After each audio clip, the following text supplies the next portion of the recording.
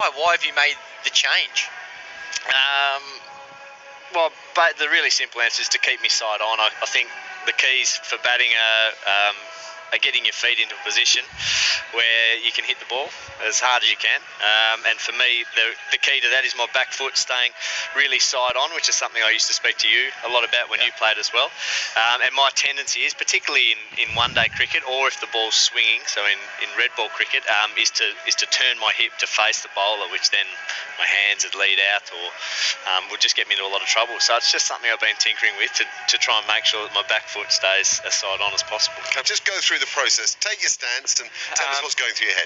Well, it's simply about so the where I get into trouble is when my front foot moves too early, and locks me off. So if I stand normally in a traditional batting stance, I've always moved back and across with my back foot, but then that takes the weight of my body across the crease, and I find, particularly if the ball's swinging or with a bit of pace, my front foot would then go the same way.